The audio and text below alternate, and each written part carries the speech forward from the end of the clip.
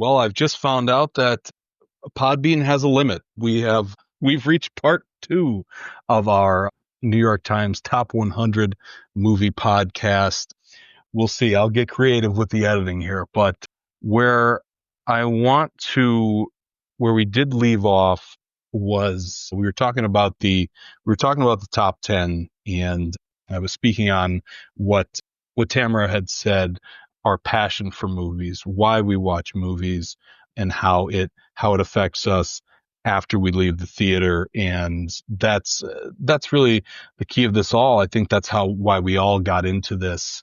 So before I give my thoughts on the top 10, Rebecca, do you have any long-awaited thoughts here about a half hour since we've restarted the podcast? But what are your thoughts on this last 10 here? Yeah, I mean, this is a solid top 10 here. 2 of these made my top 10 list.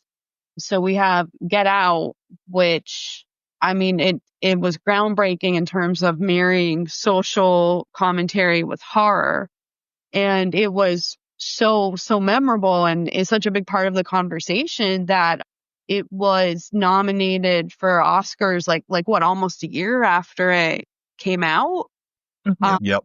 Ended up winning Best Original Screenplay. So it did a lot to serve the conversation of race relations in America through a horror lens. Just, again, if you're looking at the New York Times website, just the scene of Chris with the tears just streaming down his face, and, you know, everything about the sunken place.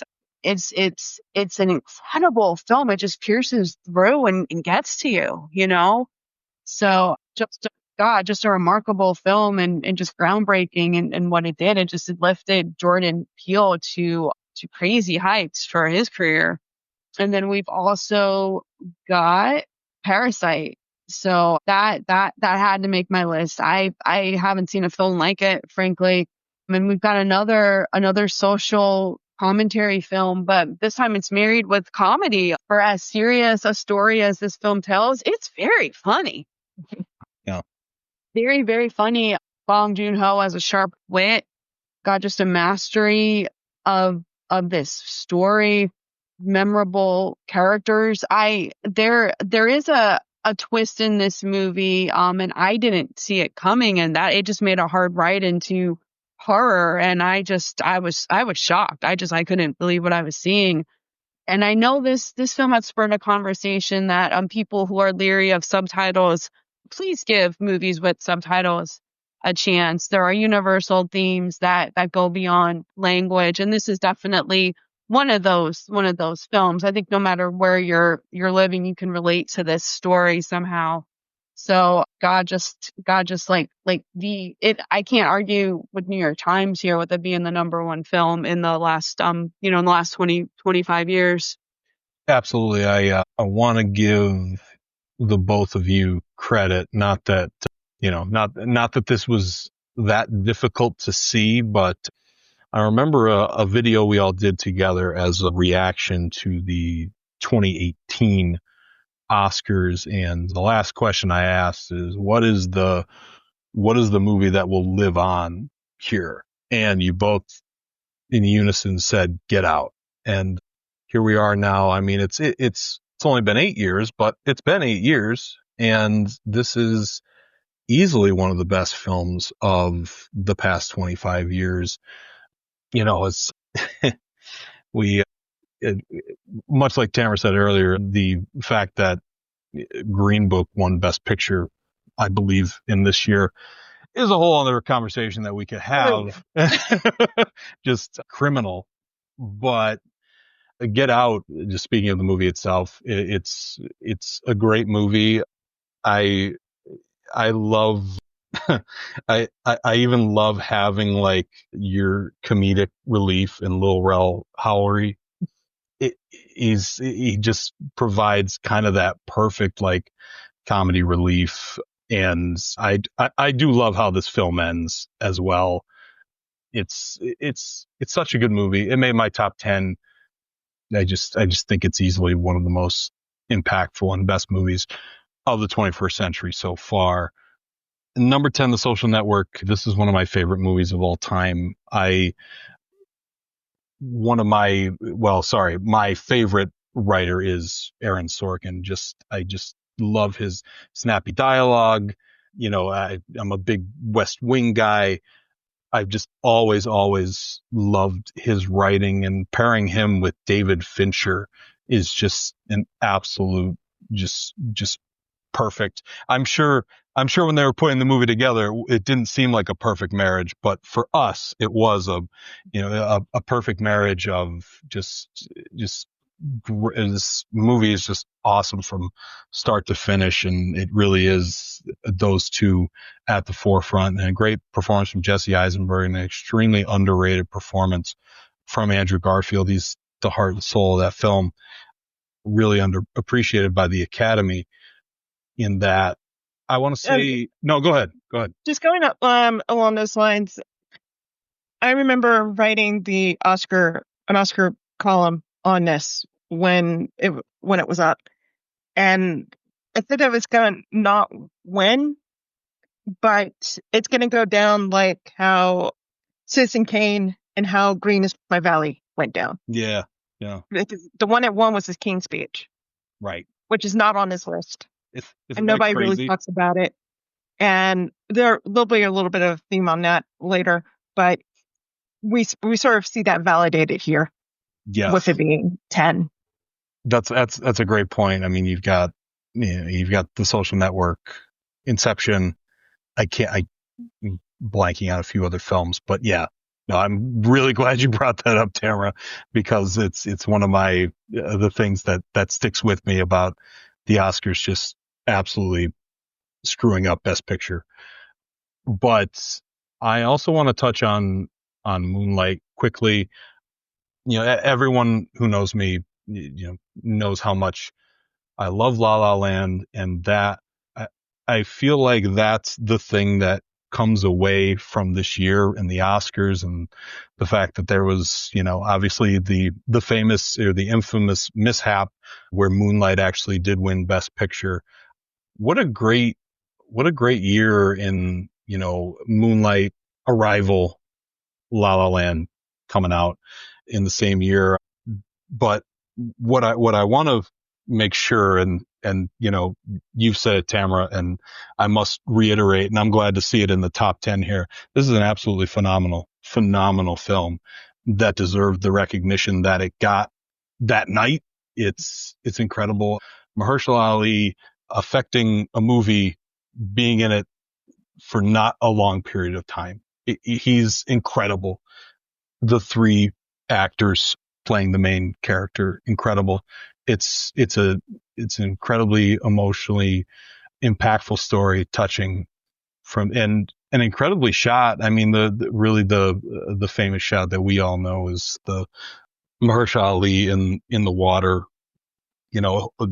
holding the child. It's really, I'm happy that it didn't get, left behind in this list, and it got its recognition. I could be off, but I feel like people don't talk about how great Moonlight was enough, and just happy to see it get the recognition.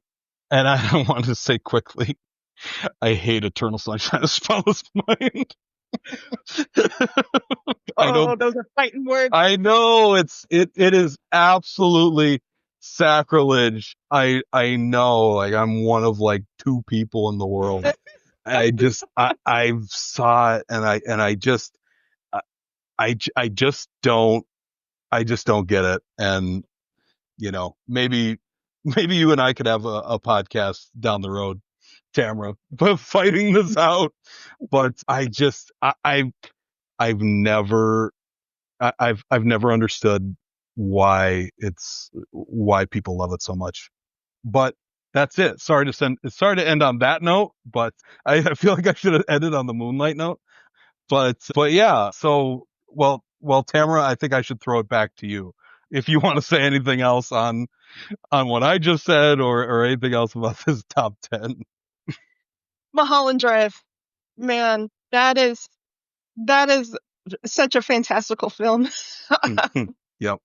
And that one is just thinking about how it was produced. I mean, this was supposed to be an ABC show that got canceled before it was made, and then savaged into one of the greatest films Yeah. of the 21st century.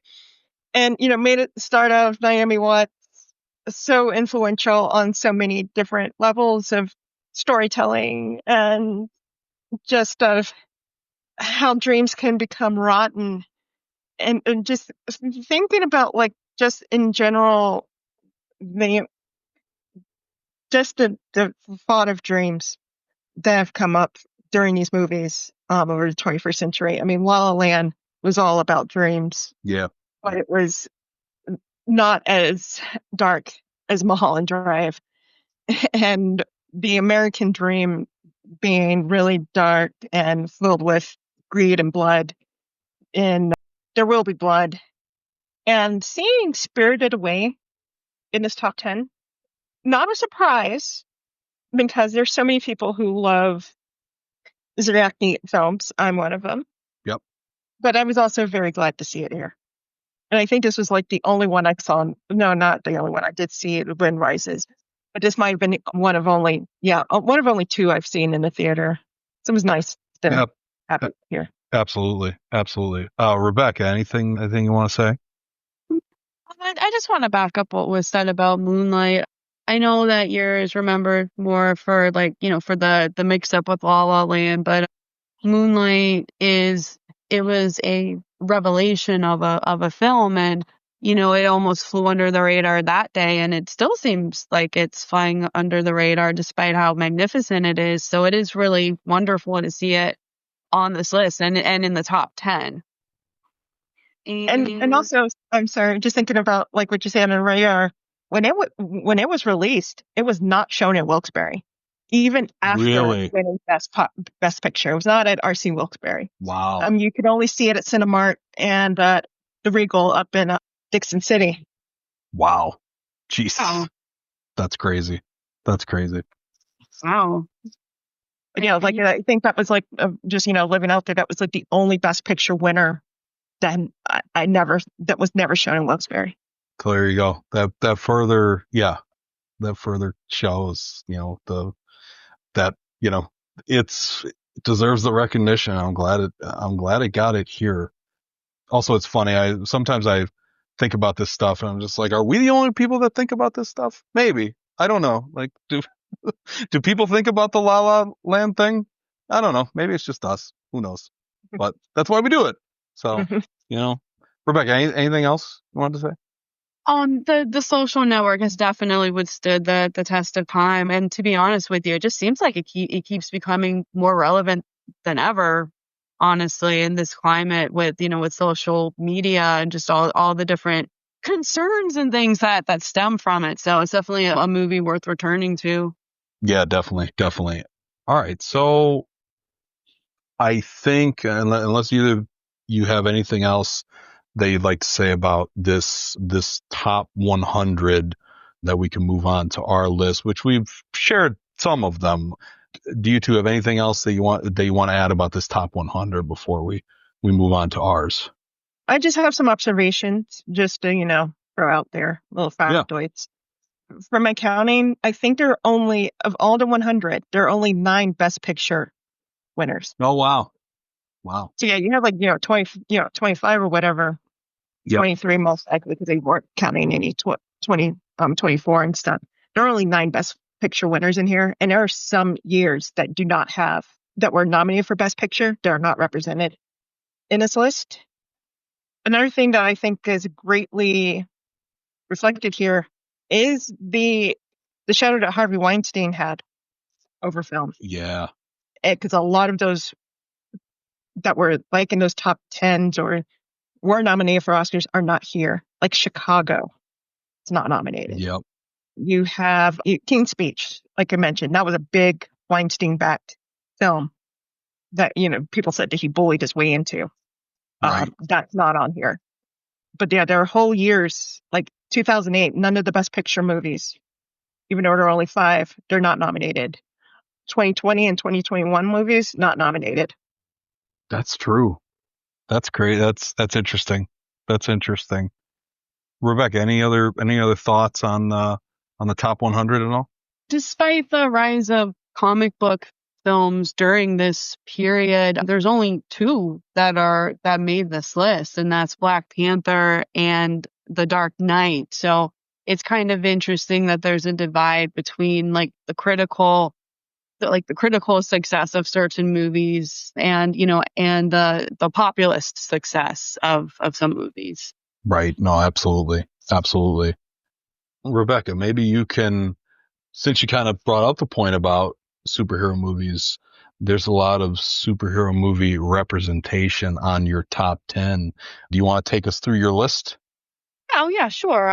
So when I was going through my picks originally, I did notice that there weren't many comic book movies on the New York Times list. But to me, I feel like comic book movies started to evolve and rise with prestige during this time. Like a comic book movie wasn't just satisfied to become a comic book movie. You had comic book movies, going into different genres. Marvel specifically made an effort with that. And then with the DC films too. Like you had, I know we touched upon this before, but you had Christopher Nolan add characterization to Batman during that time. So I think that in this span, you had comic movies broach their traditional confines and just become great movies in general with characters that people love. And because of these franchises, the characters were allowed to evolve for years, for decades even. And they are some of my favorite movies, and I wanted my list to reflect that. So for my list, there were a couple of different things that I considered. I took into consideration how much I liked the films, how highly I regarded these films, and what kind of impact have these films had on filmmaking. Are these films groundbreaking, and if so, how? So I do have a couple of different comic book movies mentioned on here. And then my list, I have the Avengers on here. I consider it groundbreaking in setting a template for superhero team up movies. We've gotten quite a few of them since then, and Marvel has made their own since then. But this to me, this set the template for what was to follow. I have Parasite on here. I have Inception on here. I have Get Out on here. I have Captain America, the Winter Soldier on here. I think for me, it was important to place this on the list because with the exception of Iron Man, which I'm also going to talk about, it has been said, and I believe this, that Captain America, the Winter Soldier is the best standalone comic book movie in the Marvel Cinematic Universe. Just every standalone movie that has come out since then, it's inevitably compared to Captain America, the Winter Soldier. You had Captain America Brave New World come out this year. There were endless comparisons to Captain America, the Winter Soldier. So I think that's important. It's a really good political thriller. Yeah. I think it's better than some of the actual political thrillers during this time period. And you have like Robert Redford in this movie. You've got Samuel L. Jackson. Chris Evans was amazing. Scarlett Johansson. We got the reveal of Bucky Barnes being the Winter Soldier. Anthony Mackie is amazing in this movie. Just such a good cast that it transcended its boundaries. And then I also have Iron Man on here because this is the movie that kicked off. It kicked off the Marvel Cinematic Universe. We don't have the Marvel Cinematic Universe if this movie failed. So right. This was the beginning of it all, and it's an excellent drama. It's an incredible character study of a broken man finding himself again and literally building himself up. It's a redemption story for Robert Downey Jr. as an actor. His career catapulted after struggles he had in his personal life. It's a phenomenal movie, and it also has influenced other comic book movies. So it's just, this is the first one to set a template for Marvel, the Marvel Cinematic Universe, but just this one starts everything. And then I have The Dark Knight, as mentioned before. And then I also have a couple, I guess, unusual picks when compared with the main list. I do have one animated film on here, and it's Frozen. And I'm actually a bit shocked that it's not on the New York Times list, because this was the film that it reminded you of Disney's heyday with The Little Mermaid and Beauty and the Beast and The Lion King, and it brought back those kind of films. And I felt that when I was watching it. And then you had the remarkable music with Let It Go. Like, I'm sure people got sick of that song, but it was a wonderful, wonderful song. And just the story was unlike anything that Disney had done too, just with exploring Elsa, who I think was supposed to be a villain in a past, like an earlier script of this, but then they decided to develop her and show her potential. So I wanted to make sure to include that.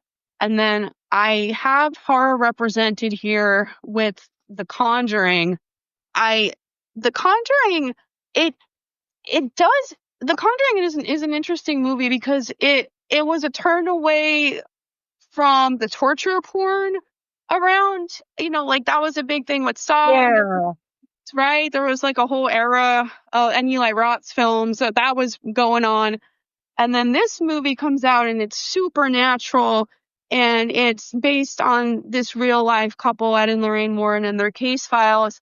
And it was genuinely scary, like just genuinely scary. And the funny thing is, it's not necessarily doing anything new with the genre, but it's taking the jump scares. It's taking sheer terror and the scary story, and it's doing it so well that it was this surprise hit. And I mean, the finale, there's this, like, the finale of it still gets me. And there's this scene actually with like a clapping. Anyone who's seen the movie knows what I'm talking about, but there's this clapback sequence. It's supposed to be an innocent game, and it turns into something very sinister. So there's all these memorable scenes from it, and it started a juggernaut. I mean, we have like the Conjuring universe now, which the next Conjuring film is going to tackle the story of the Smurl haunting in West Pittston. There's also sub-franchises with the Nun and the Annabelle, the very creepy doll. So it spawned this entire universe. And then the last film I have is a very recent one. It's Wicked, which if it was such an immersive experience there were so many, yes, there's CGI effects, but they went to big lengths to do so many practical effects for this movie that it looks real. It looks like Oz is a real place that we could like jump on a plane and go to tomorrow. They did a fantastic job of translating this beloved story from Broadway into the cinema and giving it this grand cinematic feel. And you have Cynthia Erivo and Ariana Grande and singing these beloved songs from Broadway and doing an incredible job with like Defying Gravity and these beloved songs.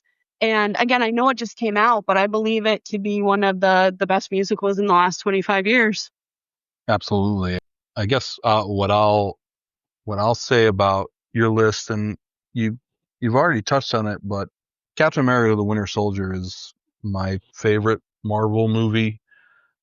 So, I'm glad you have it here. I think that I also think it came at a very important time where Marvel needed like a movie to kind of transition it. I think that everyone was over that original, the first phase, the Avengers and everything. And I think Captain America: The Winter Soldier was a very, very, not only was it great, but I think it was very important to the genre and Marvel in general. And, we've touched on Iron Man barely missed my list, how important it was. As you know, both of you having to deal with me, I don't watch a lot of horror movies because they scare me and I don't like how I feel watching them. So I will say that the best I could do was watch the trailer for The Conjuring, and it freaked me out. So I can't really speak on that. Wicked was excellent. Frozen was an absolutely massive, massive film, obviously. And I don't know if people forget that, or I don't know if it's, if Let It Go was just so overplayed or anything, but it makes sense on your list because it was just, obviously, it was just a massive, massive movie, huge culturally and everything. And, we've actually, like you said, we've actually touched on a lot of films that are on your list. Tamara, do you have any reaction to Rebecca's top 10? I like that Frozen is on here. Yeah. I remember watching it in the theater, and like those first, few songs, scenes just seemed very classic Disney. And at first I was like not very comfortable with that. I was like, gosh, it's, 2013. I think we can rise above being little princesses and wanting true love and stuff. And then like Let It Go hit, and that just turned it on its head. And you had a whole different movie. You had a whole different era right there with these two characters. And I thought that was just the right way to go. And yeah, I would think with the oversaturation of Let It Go, unfortunately, did make it that you couldn't see the movie as it is anymore. Right. It became something else. Right. And that might have been what, made it not be on here. And same goes with The Conjuring. Like that was, yeah, like there was just so much torture porn at that time that like I love horror movies. And I was just like, I don't know if I want to see The Conjuring. That might be some torture stuff. And I went ahead and saw it anyway. I was like, yeah, and I can get behind the characters. I can get behind the plot. And it's, just unfolding, just being what it is. And I enjoyed that. Yeah, absolutely. Tamara, I found your list very interesting, and I've obviously commented on your post about it, but yeah, I'd like you to take us through your top 10. Okay. In the past, I have made lists of like my top movies for like the 2000s and then the 2010s. Two of them that remain that are from that top, those two lists are still in my top 10. Amores Paris from 2001, Mexican film that has intersecting timelines that involve a crash. And you see like how the people got into this, like it affected like three or four different people, different groups, and how they survived after it, from a homeless man to a model who was severely injured to guys that were involved in chicken fighting and owing people a lot of money. And just seeing how those different sets of people react to one event was something that was very intriguing. The one that talked to my 2010s was Moonlight, and we've discussed that a lot here. And we also have Parasite that's on this list as well as In the Moon for Love. So I'm going to go into the other six that I have remaining. I did briefly mention Black Panther, of how the cultural phenomenon of that, of not only changing perception of thinking like Wakanda would not be believed, but also just the way that it's set up, just the culture, Chadwick Boswick, as well as Chadwick Boseman, as well as, Ruth Carter is such a great costume designer. Yeah. And seeing the recognition that she got off of this one, and that it opened up more movie viewers to see her other work, like, and I'm Going to Get You Sucker, and then the stuff that she's done after that with Black Panther, Wakanda Forever, and recently with Sinners. It's been great to see that. And going back to The Act of Killing, the documentary on Indonesian mass killings, just really just changed the way that we should see documentaries be unfolded. And the remaining four are movies that I will go back to again and again. Ones that after watching them, I was never the same after, and just had that feeling of watching them just still sync with me. First one I'm going to go into is Decision to Leave, which is from 2022, a Korean murder mystery featuring a detective who is obsessed with his female suspect.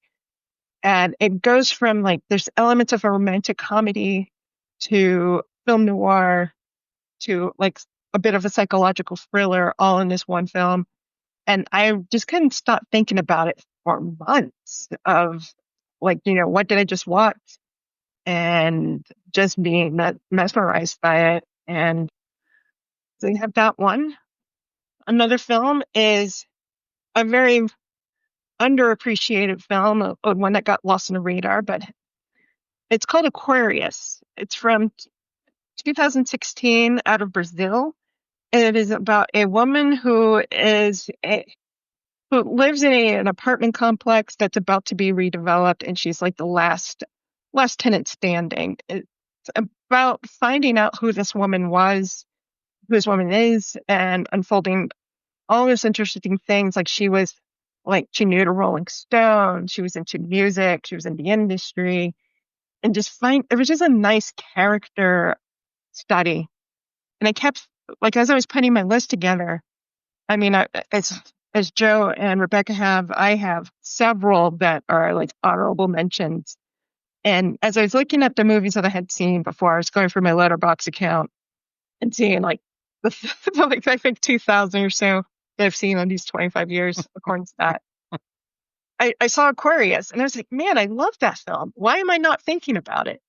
And so that's why I've included that in the list. And these last two are two movies I go to again and again. They're terribly violent, but they do violence in such a different way that they do stand out. One is Michael Mann's Collateral from 2004. It's Tom Cruise, who's a hitman going through LA and taking witnesses off his list that he sent out to kill.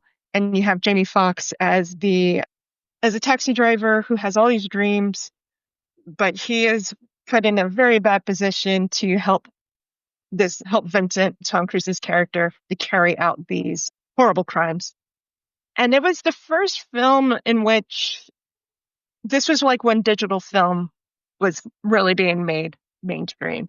It was before, it was just like a little thing that like a lot of indie directors were doing and things like that. Whereas Michael Mann had this used more handheld or really more freeing cameras, but you still had like the ghosty halo effects and stuff like that. The not so good rendering as compared to film. But this was the first one in which I was fine with it. I thought it worked with how fast and how kinetic everything was. The music choices were phenomenal with it. And there's so many great cameos. Like you have Javier Bardem in there. You have Jada Pinkett Smith has a small role in it. Mark Ruffalo's in it. It's just all these like great actors, and like Jason Statham is only in it for like 2 minutes. Exactly. I don't even remember if he says a word, but I was like, oh my gosh, it's so cool that he's here. and it was just like great time to watch something like that. Yep. And then my last is The Killing of a Sacred Deer from 2017. This is really when Colin Farrell was doing sort of like he had his renaissance. Like you had Matthew McConaughey had his renaissance, and like actors that were always in like rom-coms or action movies or really ones that did very poorly. They finally felt those right movies to get their career back in. And like Nicole Kidman's in this, and it's another family dynamic film of revenge. I mean, got Alicia Silverstone in there for a while as well.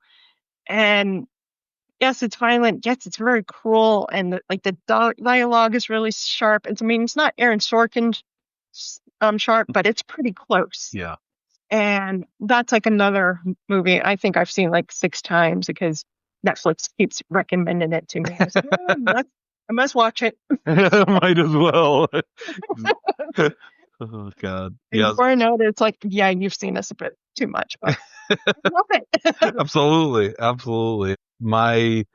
As you know, my reaction, well, number one, it was, geez, I got to see some of these movies, but the cool thing that I saw on here was obviously Collateral. I love Collateral for all the reasons that you stated. I think it's really funny with Jason Statham because like he's kind of the transporter. Yeah. He's like pretty much you could just say that like that's his character in the like 10 seconds in this movie. But I absolutely love it. I quote it randomly. I've probably said max I do this for a living so many times in my life. I don't know why, but it seems to fit. I love it. Jamie Foxx is great, obviously. Mm. So I just loved. We've talked about some of the other movies that are on this list, but I just loved that Collateral was here on your list. Rebecca, do you have any thoughts on Tamara's list? I really want to see more of the movies on this list. Yes, agreed. Oh, so I always trust Tamara's instincts. So like I kind of look to her for like my movie education. So I really need to see more of the movies on this list. Like The Killing of a Sacred Deer. We were talking about Lanthimos before, and now I'm kind of iffy on some of his films, but I know it's an uncomfortable film, but I would still like to watch that. Collateral I have not seen, so I need to be able to talk about this with you guys. So I would like to watch that as well. You'll love it. You'll love it. Yeah. It's really good. Yeah, and just like everything, I know we've talked about it before, but just I'm happy with Black Panther, Parasite, Moonlight. Definitely, I'll be on here. So, and I think this list speaks to Tamara's. Like Tamara has such a wide variety of films that she watches and enjoys. So I would like to broaden like my experience as well in watching different movies. Agreed. That's kind of you put it perfectly, Rebecca. That's kind of my takeaway. But all right, so I'll go through mine. A lot of them, interestingly, we've talked about. Arrival is here, Get Out is here, Spotlight, Inception, The Social Network, The Dark Knight. The ones that I'll touch on, I obviously loved the year 2010. And I just thought Scott Pilgrim versus the World was just so creative and just, I mean, my first impression, wow, was that movie funny and quotable and just so clever. I'll watch this movie every time it's on. Edgar Wright just doing Edgar Wright things. It's just an incredible visually, very clever. Speaking of cameos, just really, really funny cameos. Chris Evans is probably my favorite. Maybe no, I'm sorry. The vegan oh God, who played Superman? He plays the vegan in this, but go ahead. Yes. Thank you. Brandon Routh. Absolutely just crack up every time they fight as the third Evil X. But it's so clever. It's so funny. It had to be here for me. Weirdly, this won't shock many people, but Watchmen kind of was a part of that whole superhero movie, and Watchmen was cool to me. I was 19 years old. It had a big effect on me just because it was an anti-hero story, and it was, it's obviously based off a great Alan Moore graphic novel, and I thought that Zack Snyder did an incredible job putting that graphic novel onto the big screen. No one thought it could be done, and I think people still feel that he didn't do it right. But I think I think it looks incredible. I think some of the performances in it are absolutely incredible. I think Jackie Earle Haley as Rorschach is incredible. I think Jeffrey Dean Morgan as the comedian is incredible. Billy Crudup as Dr. Manhattan. Matthew Good as Ozymandias is just excellent as well. And Carla Gugino as the first Silk Spectre. I mean, there's some greatness in this. I can understand the pushback on the film itself. And also the Watchmen HBO TV show that came out was better than this movie. But this was just a big movie for me as far as how it was told. And a lot of that has to do obviously with the source material. I thought that Zack Snyder did a really nice job putting it on the big screen. The Place Beyond the Pines is really the most, I feel like, underseen movie, obviously on my list. I love the storytelling. I love the acting.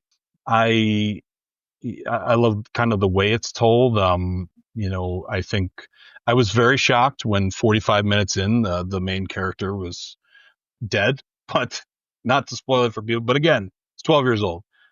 But I absolutely love this film emotionally. It's got a great score.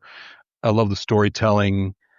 The director actually also directed Blue Valentine, which was shot, where we live. Well, sorry, where Tamara used to live. And he also did Sound of Metal, which I really, really enjoyed later on. So I love that movie. And finally, I think Spider-Man Across the Spider-Verse, I needed an animated movie, and I think this is my favorite animated movie ever made. I know it's quite a statement, but wow, is this movie incredible. Just the animation that goes into it, the fact that they worked 4 years on the one chase scene, and it really comes through. Just these little attention to detail things. This movie just blew me away, and the storytelling, starting and ending with Gwen Stacy and Spider-Gwen. I absolutely adore that film. So yeah, that's my top 10. Let's start with Rebecca this time. Rebecca, it's weird to say your thoughts on my list. Well, no, I'm intrigued by your list, but I think it gives like an accurate representation of the different kinds of movies that you like and that have shaped you and your perspective of movies since. So I just knowing you, I think that these are like great choices. I really like that you have 3 comic book movies represented on here, which I think is really cool. And I like that you have Spider-Man Across the Spider-Verse on here. I'm surprised that didn't make the New York Times list. Me too. For as well regarded as it is. Yeah. Yep. And I really want to see The Place Beyond the Pines. I haven't seen it, but you've spoken about it very highly for years. So you've put this on my radar. And I just love that that's where like Ryan Gosling fell in love with Eva Mendes in real life. And that, Yeah. True love. The best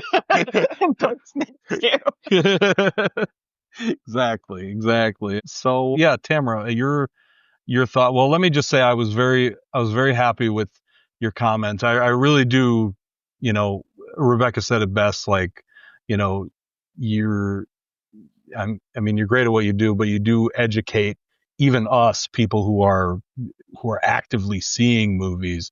So I really did appreciate when you said, you seem to love the quick, smart dialogue. I was just like, oh, it's so great to get that comment from Tamara. not to weirdly put you on the spot, but yeah, no. No. I just, that was like my whole favorite thing of like for Social Network. Yeah. Like, the Accenture's special touches to everything.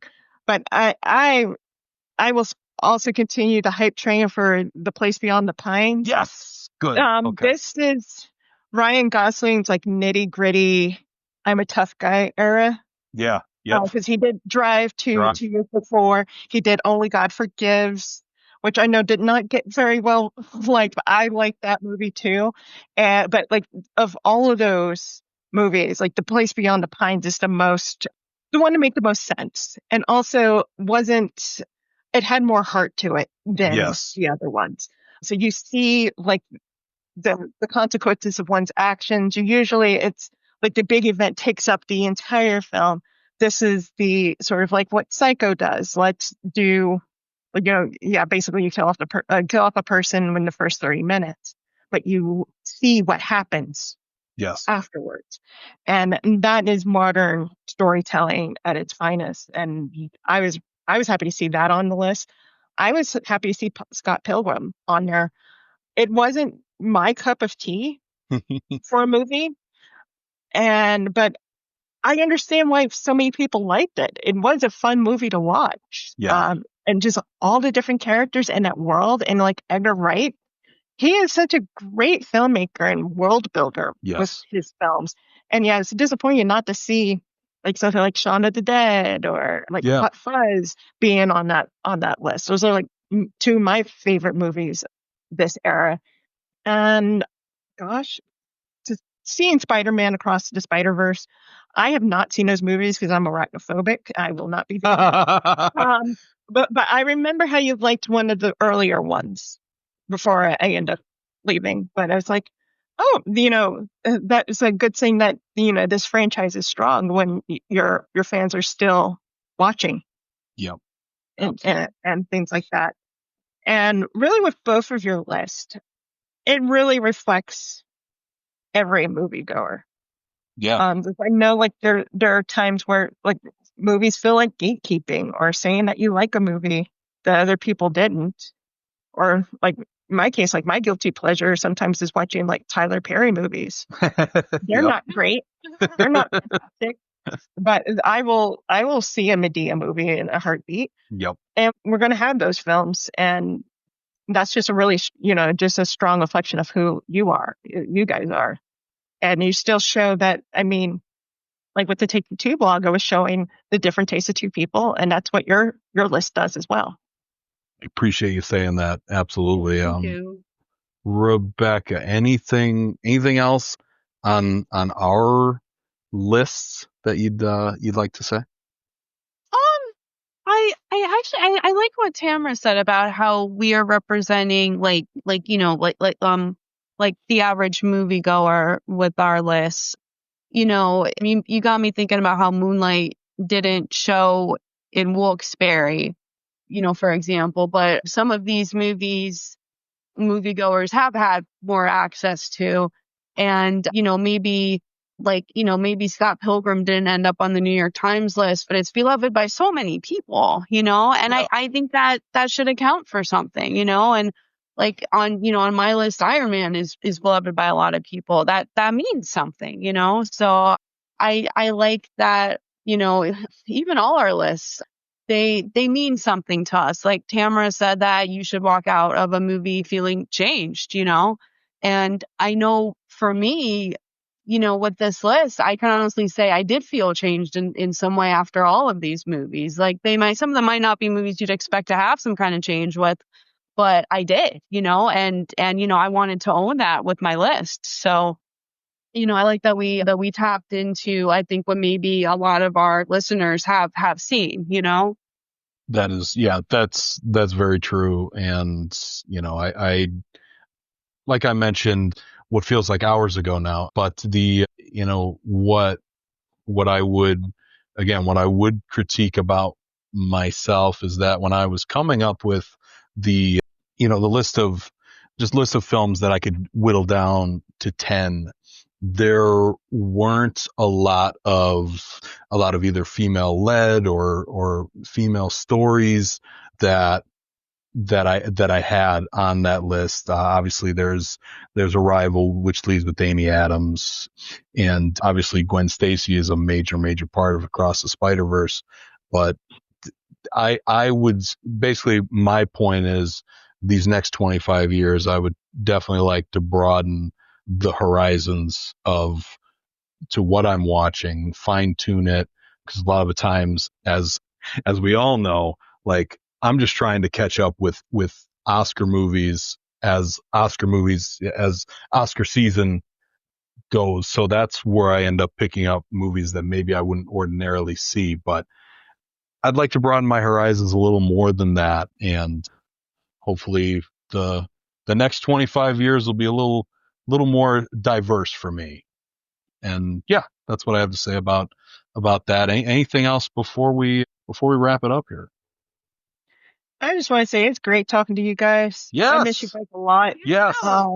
We miss you too. It's been like, about 6 years since I was with, we were all with Times-Tribune and all, and now we're with Media News Group. So it's been fun talking movies and stuff with you guys. Agreed. Yeah, It's nice to actually talk to you, Tamara. Obviously, it's been a really long time. So let's wrap it up here. Tamara, where can people find you? You working on anything you want to share? Where can people find you? You can find me at Tamara D. Dunn on Blue Sky and on Twitter X, and also on Instagram on Tamara Dova. Mostly, besides trying to just do more movie stuff on social media, you can catch me dancing. I'm part of a belly dance troupe out here in Denver, and we perform throughout the area. So you can catch me out there with Bella Diva. And elsewhere, you can just catch what I do at the Denver Post. Awesome. Rebecca, where can people find you? And you've won about 87 Keystones this last time around. So where could people? Yay! Oh gosh, that's very kind of you. Where could people find you? You can follow me on Twitter X. My handle on there is TT Rebecca Kivak. And Joe and I post movie reviews every week on Take Two Movie Blog, which if you go to the Times-Tribune's website, the times-tribune.com, look under blogs and podcasts, and we are there under Take Two Movie Blog. So we do try to update that every week. And then if you are interested in knowing what's happening in the Up Valley and the Mid Valley, you can go to the Valley Advantage website, which it's the timestribune.com/Valley Advantage. And we come out every Thursday. I have an occasional column called 5 Questions where I highlight upcoming events or interesting people in the community. But we try to keep you covered with what's happening. So you can find me in those places. Absolutely. You can follow me at Duke Mish. It's really funny to actually say that. Sometimes you make things when you're a kid and then voila, you're stuck with them. But I am a Duke basketball and a Michigan football fan. That's an unfortunate fact. I was just gonna say, me and Tamara go back and forth, especially during the basketball season when the Duke Blue Devils play the Wake Forest Deacon Demons. And so, yeah. But yeah, you can follow me on Twitter X at Duke Mish. And you can follow me on Instagram, just add a 24 to that. And yeah, like Rebecca already said, the times-tribune.com/tag/take-2-movie.blog. So maybe do it Rebecca's way. But yeah, and we'll have to do this again. It was great. It was really great talking to you guys. Even you, Rebecca, we don't really get to talk as much anymore, just through chat. So yeah, it's been fun. Follow this podcast along, and if you're a movie fan, we'll have to do some more of these. You get it's Film Room Podcast app. You get it on Apple, Spotify, YouTube, Amazon Music, and of course Podbean, where we record these. So thanks.